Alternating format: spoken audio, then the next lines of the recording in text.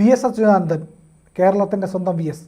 സുഖമില്ലാതെ കിടക്കുകയാണ്. ഏറെ നാളായി കിടപ്പിനാണ്. ആരോഗ്യം ഇത്തിരി മോശം അവസ്ഥയിലാണ്. എങ്കിലും അദ്ദേഹത്തിന് കുഴപ്പമില്ലാത്ത രീതിയിൽ മുന്നോട്ട് പോവുകയായിരുന്നു. ദീർഘായുസ് നേരാനായിട്ട് എല്ലാ ജനങ്ങളും പ്രാർത്ഥിക്കുന്നുണ്ടായിരുന്നു. ഇപ്പോൾ വരുന്ന വാർത്ത അദ്ദേഹം ആശുപത്രിയിൽ അഡ്മിറ്റാണ്. ഇന്നലെ ഹൃദയാഘാതം ഉണ്ടായി എന്നൊരു വാർത്ത വന്നു. പിന്നാലെ ഇപ്പോൾ പിണറായി വിജയനും CPM ജനറൽ സെക്രട്ടറി MA ബേബിയും ഒക്കെ സന്ദർശിച്ചു. മറ്റു നേതാക്കളൊക്കെ കൂടെ ഉണ്ടായിരുന്നു എന്ന് കേൾക്കുന്നു. എങ്ങനെയാണ് ആരോഗ്യാവസ്ഥ? അദ്ദേഹം തിരിച്ചു വരില്ലേ?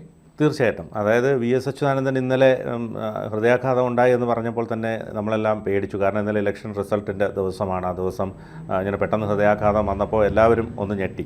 പക്ഷേ അദ്ദേഹം കൃത്യസമയത്ത് തന്നെ അദ്ദേഹത്തെ ആശുപത്രിയിലെത്തിക്കാൻ കഴിഞ്ഞു. അതുകൊണ്ട് തന്നെ ഇപ്പോൾ ആരോഗ്യനില സ്റ്റേബിളായി വരുന്നു എന്നാണ് ഏറ്റവും പുതിയ വിവരങ്ങൾ അറിയുന്ന. ഓരോ നിശ്ചിത മണിക്കൂറിൽ മെഡിക്കൽ ബുള്ളറ്റിനൊക്കെ പുറത്തു വരുന്നുണ്ട്. അപ്പോൾ വി.എസ്. അച്യുതാനന്ദനെ കാണാനായിട്ട് മുഖ്യമന്ത്രി പിണറായി വിജയൻ നേരിട്ടെത്തി. നേരിട്ട് കാണാൻ പറ്റാത്തൊരു ഇതാണ്. ഇൻഫെക്ഷനും മറ്റുമൊക്കെ ഉണ്ടാവാതിരിക്കാൻ വേണ്ടി ഡോക്ടർമാരോടും ബന്ധുക്കളോടും വി.എസിൻ്റെ ആരോഗ്യസ്ഥിതി തിരക്കി. ഇപ്പോൾ ഈ അടുത്ത കാലത്തായിട്ട് വി.എസിനെ വീട്ടിൽ കാണാൻ ചെല്ലുന്നവർക്കും കാണാൻ അനുമതിയില്ലായിരുന്നു. ബന്ധുക്കളോട് കാര്യങ്ങൾ ചോദിക്കുകയാണ് വരുന്നത്. ഇപ്പോൾ തിരുവനന്തപുരം SUT ആശുപത്രിയിൽ ചികിത്സയിൽ കഴിയുകയാണ്. ആരോഗ്യ നില വിലയിരുത്താൻ ചേർന്ന മെഡിക്കൽ ബോർഡ് യോഗം പുരോഗമിക്കുന്നുണ്ട്. യോഗത്തിന് ശേഷം മെഡിക്കൽ ബുള്ളറ്റിൻ ഇറക്കും ഓരോ ദിവസവും. ICUവിൽ വെന്റിലേറ്റർ സഹായത്താൽ ചികിത്സ തുടരുകയാണ്. വി.എസ്. അച്യുതാനന്ദൻ്റെ ആരോഗ്യനില നിലവിൽ തൃപ്തികരമാണെന്നാണ് ഡോക്ടർമാർ പറയുന്നത്. കാർഡിയാക് ICUവിൽ ചികിത്സയിലാണ്. അപ്പോൾ ഇന്നലെ രാവിലെ ഇലക്ഷൻ റിസൾട്ട് ഇങ്ങനെ അതിൻ്റെ പുരോഗമനം നടന്നുകൊണ്ടിരിക്കുന്ന സമയത്താണ് ഹൃദയാഘാതം ഉണ്ടായത്. പട്ട SUT ആശുപത്രിയിലാണ് കൊണ്ടുപോയത്. ഉടൻ തന്നെ വളരെ പെട്ടെന്ന് തന്നെ എത്തിക്കാൻ പറ്റി. നിലവിൽ മരുന്നുകളോടൊക്കെ പ്രതികരിക്കുന്നുണ്ട്. അതുകൊണ്ട് തന്നെ ആരോഗ്യനില സ്റ്റേബിളാണ് എന്നാണ് മനസ്സിലാക്കാൻ സാധ്യത. ഹൃദ്രോഗ സാധ്യത കണ്ടെത്തിയതിനെ തുടർന്ന് അതിതീവ്ര പരിചരണ വിഭാഗത്തിൽ ഡോക്ടർമാരുടെ നിരീക്ഷണത്തിലാണ് അച്ഛനുള്ളതെന്നാണ് മകൻ അരുൺകുമാർ പറയുന്നത്. അതുകൂടാതെ CPM general secretary MA baby, MV Govindan, CPI സംസ്ഥാന സെക്രട്ടറി ബിനോയ് വിശ്വം തുടങ്ങിയവർ എല്ലാം തന്നെ ആശുപത്രിയിൽ എത്തിയിരുന്നു. CPMൻ്റെ സ്ഥാപക നേതാക്കളിൽ ഒരാളാണല്ലോ അദ്ദേഹം. 2006-2011 കാലത്ത് കേരളത്തിൻ്റെ മുഖ്യമന്ത്രിയായിരുന്നു. 3 തവണ CPM സംസ്ഥാന സെക്രട്ടറി ആയിട്ട് ഇരുന്നിട്ടുണ്ട്. പ്രതിപക്ഷ നേതാവായിട്ടിരുന്നത് 92 മുതൽ 96 വരെയും 2001 തൊട്ട് 2006 വരെയും 2011 തൊട്ട് 2016 വർഷങ്ങളിൽ. അദ്ദേഹം പ്രതിപക്ഷ നേതാവായിട്ടിരുന്ന സമയത്താണ് വളരെ ശക്തമായ നിലപാടുകളും അദ്ദേഹത്തിൻ്റെ വാക്കുകളും ഒക്കെ വളരെ പ്രസക്തമായിരുന്നു. അതോടൊപ്പം തന്നെ അദ്ദേഹത്തിന് പാർട്ടിയിൽ നിന്ന് പീഡനങ്ങൾ ഏറ്റുവാങ്ങേണ്ടി വന്നു. VS ഈ പറഞ്ഞതുപോലെ ഗൗരിയമ്മയെ പോലെയും അല്ലെങ്കിൽ MV രാഘവനെ പോലെയൊന്നും അദ്ദേഹം പാർട്ടി വിട്ടു പോയില്ല. കാരണം അദ്ദേഹത്തെ മാരാരിക്കുളത്ത് നിർത്തി തോൽപ്പിച്ചു. അദ്ദേഹം എല്ലാ നിലയിലും മുഖ്യമന്ത്രി ആകേണ്ട ചാൻസ് ഉണ്ടായിരുന്ന ആ സമയത്ത് മാരാരിക്കുളത്ത് നിന്ന് പാർട്ടി തന്നെയാണ് തോൽപ്പിച്ചത്. അപ്പോൾ അത്തരത്തിൽ ആ മനുഷ്യനെ ഒരുപാട് ബുദ്ധിമുട്ടിച്ചിട്ടുണ്ട്. പക്ഷേ എന്നിരുന്നാലും അദ്ദേഹം പാർട്ടിയെ തള്ളി പറഞ്ഞില്ല. അദ്ദേഹം മുഖ്യമന്ത്രിയായിരുന്ന കാലഘട്ടത്തിൽ ഒരുപാട് മൂന്നാർ ദൗത്യമൊക്കെ നമുക്കിപ്പോഴും ഓർമ്മയുണ്ട്. അതുപോലെ തന്നെ നമുക്കിപ്പോൾ ഈ പിണറായിയായിട്ടൊക്കെ കമ്പയർ ചെയ്യുമ്പോൾ അദ്ദേഹത്തിൻ്റെ ആ ഒരു ക്വാളിറ്റീസ് എത്രമാത്രം ഉണ്ടെന്ന് മനസ്സിലാക്കാൻ സാധിക്കും. അതെ, കേരളം ഒരു മുദ്രാവാക്യം ഒരൊറ്റ നേതാവിന് വേണ്ടി വിളിച്ചിട്ടുള്ളൂ. ആ മുദ്രാവാക്യം ഇതാണ്: കണ്ണേ കരളെ VS, ഞങ്ങളുടെ ചങ്കിലെ റോസാപ്പൂവേ. ഈ മുദ്രാവാക്യം വേറെ ആർക്കും വേണ്ടി ആരും വിളിച്ചിട്ടില്ല. ആ ഒരൊറ്റ മുദ്രാവാക്യം അത് VSനെ വേണ്ടി വിളിച്ച മുദ്രാവാക്യമാണ്. ആർത്തിരമ്പുന്ന മഴയത്ത് ഇരു കൈകൾ മുകളിലേക്ക് ഉയർത്തി ജനങ്ങളെ അഭിസംബോധന ചെയ്യുന്ന ഒരു ചിത്രമുണ്ട് VSന്റെ. പൊടുന്നതിന്റെ മഴയാണ്.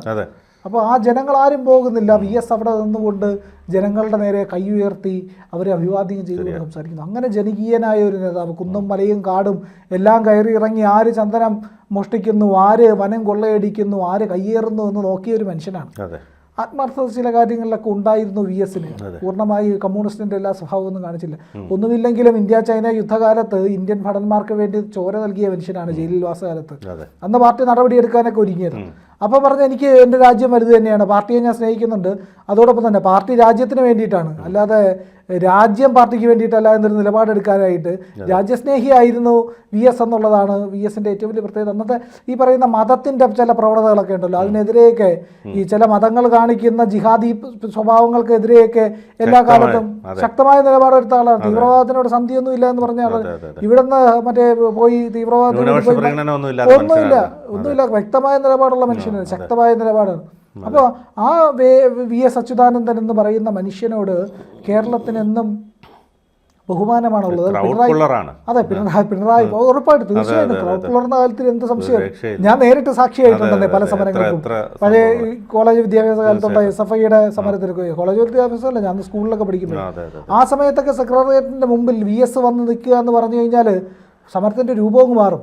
VS ആ വേദിയിലേക്ക് വരുന്നു, SFIയുടെ വേദിയിലേക്ക് VS വരുന്നു എന്ന് പറഞ്ഞു കഴിഞ്ഞാൽ സമരത്തിന്റെ രൂപവും മാറും. അത്രയേറെ സ്വാധീനമുള്ള, അത്രയേറെ കരുത്തരാക്കുന്ന ആ യൂണിവേഴ്സിറ്റി കോളേജിൻ്റെ ഒരു പൂർവ്വ കാലഘട്ടമുണ്ട്. പിന്നീട് ഈ പിണറായി ഔദ്യോഗിക പക്ഷമൊക്കെ വന്നിട്ട് പിന്നീട് മാറിയതാണ്. അതിന് VS പക്ഷത്ത് തന്നെയായിരുന്നു. അന്നുണ്ടായിരുന്ന നേതാക്കളൊക്കെ അറിയാം, കുറച്ചുകൂടെ ആത്മാർത്ഥതയൊക്കെ ഉള്ള ആൾക്കാരായിരുന്നു അവരൊക്കെ. അപ്പോൾ അങ്ങനെ ഒരു കാലഘട്ടത്തിൽ നിന്നാണ് വരുന്നത്. നമ്മളത് ഒന്ന് ആലോചിച്ച് നോക്കിയത്, VS മുഖ്യമന്ത്രി ആയിരിക്കുന്ന കാലം ആരാണ് ഭരിച്ചത്? CPM ആണ് ഭരിച്ചത്. VS മുഖ്യമന്ത്രി ആയിരിക്കുമ്പോഴും പിണറായിയാണ് സൂപ്പർ മുഖ്യമന്ത്രി. അന്ന് അങ്ങനെയാണ് VSനെ കൊണ്ട് ഭരിക്കുന്നത്. അന്ന് KN ബാലഗോപാലാണ് പാർട്ടിയിൽ നിന്ന് സർക്കാരിനെ നിയന്ത്രിക്കാനായി ചുമതലപ്പെടുത്തിയ ആൾ. അന്ന് വന്നിരുന്ന എല്ലാ ഫയലുകളും KN ബാലഗോപാലിന്റെ കയ്യിൽ കൂടെ പൊയ്ക്കൊണ്ടിരുന്നത്. പാർട്ടി കംപ്ലീറ്റ് ആയിട്ട് സർക്കാരിനെ നിയന്ത്രിച്ചു. പാർട്ടിയുടെ പ്രതിനിധികളല്ലാതെ മറ്റാർക്കും ഈ പറയുന്ന ഒരു കാര്യങ്ങളിൽ ഇടപെടാൻ പറ്റില്ല. പാർട്ടി സർക്കാർ എന്ത് തീരുമാനം എടുക്കുന്നോ അത് AK സെന്ററിൽ നിന്ന് പോകുന്നതാണ്. AK സെന്റർ ടു സെക്രട്ടേറിയറ്റ് എന്ന് പറയുന്ന ഒരു പ്രത്യേക സംവിധാനം പ്രവർത്തിച്ചിരുന്നു.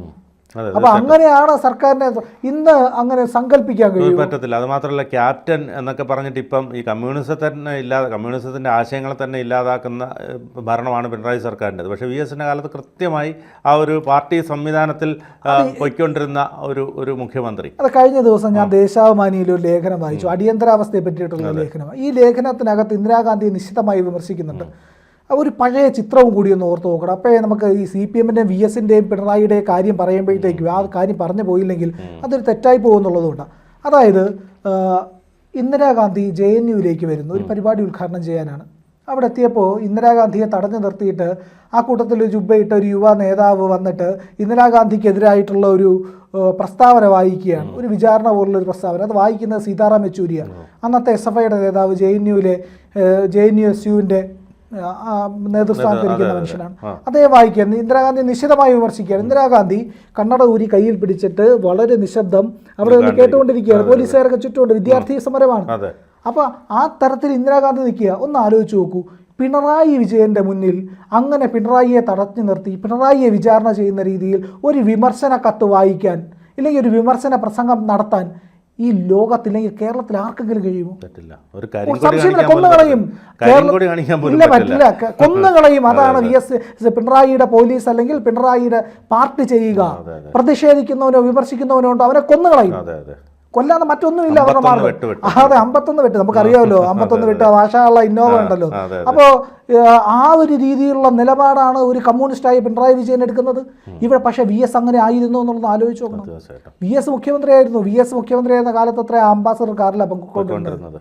മറ്റൊരു വാഹനം അദ്ദേഹം ഉപയോഗിച്ചില്ല. VSൻ്റെതായ രീതികളുണ്ടായിരുന്നു.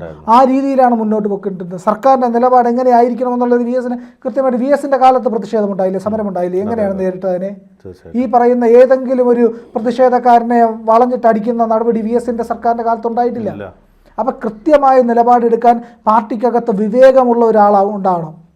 ആ ഒരു രീതിയിലാണ് VS സർക്കാരിനെ കൊണ്ടുപോയിക്കൊണ്ടിരുന്നത് എന്നുള്ളതാണ് ഏറ്റവും അത് മാത്രമല്ല, ഞാൻ വാർത്താ സമ്മേളനത്തിലൊക്കെ VSൻ്റെ പങ്കെടുത്തിട്ടുള്ളത്. ഏത് ചോദ്യങ്ങളും ചോദിക്കാം, അദ്ദേഹം വളരെ സഹിഷ്ണുതയോടെ അതിന് മറുപടി തരും. അസഹിഷ്ണുതയില്ല, എല്ലാവരോടും വളരെ ചിരിച്ച്. ഇതെല്ലാം കഴിഞ്ഞതിന് ശേഷം, ഈ വാർത്താ സമ്മേളനം എല്ലാം കഴിഞ്ഞതിന് ശേഷം എല്ലായിടത്തും കുശലാന്വേഷണങ്ങൾ നടത്തി, പായസം ഉണ്ടെങ്കിൽ പായസമൊക്കെ കൊടുത്ത്, അങ്ങനെ ഭയങ്കരമായ ഒരു പ്രത്യേക ഒരു രാഷ്ട്രീയ ശരി എന്ന് പറയുന്ന ഒരു കാര്യമുണ്ട്.